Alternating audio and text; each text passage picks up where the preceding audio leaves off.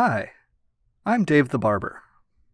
I started learning Unreal Engine about a year ago, specifically to do cinematic backgrounds and MetaHuman animations for Many Worlds Productions, a local production company here in New Orleans. One of our upcoming projects is a short horror film that takes place in an old abandoned warehouse where the characters are trapped. We have a small space where we shoot with live actors in front of a projected screen. But to give a sense of the warehouse's scale, we're planning some long shots rendered out in Unreal Engine using MetaHuman clones of our actors. Since making and applying custom clothing to MetaHumans is a long, involved process, we decided to use the standard MetaHuman clothing and design the actors' costumes to match them.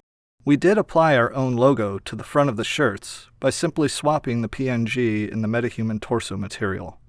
To create the warehouse, I started with the basic planes and popped a few metahumans in so we could visually check the scale of the space against normal human size.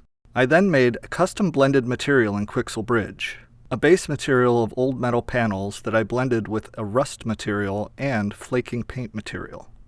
Once the materials were applied to the planes or walls, I just switched to paint mesh mode and gave the walls an old rusty look. For the floors, I used an industrial concrete material, and then I covered it with water-stained decals, which I also used on the walls. We wanted the warehouse to look even more abandoned, so we put a lot of graffiti from Quixel on the walls, and even created a custom one that says, "No way out," which is a line from our horror film. The director also asked me to include a wrought iron door that they have in the studio.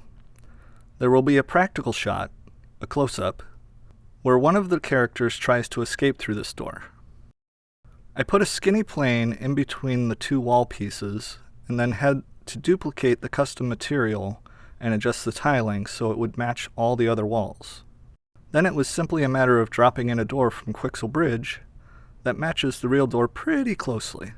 Finally, there are the flickering lights. I had initially created a blueprint actor coded to randomly turn the lights on and off, but couldn't figure out how to get it to run in the sequencer. Maybe there's somebody out there that can tell me what I did wrong with my blueprint.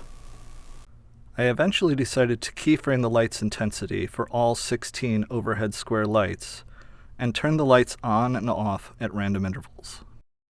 Another shot in the film is the game show environment, which will be projected and our live actors will act in front of.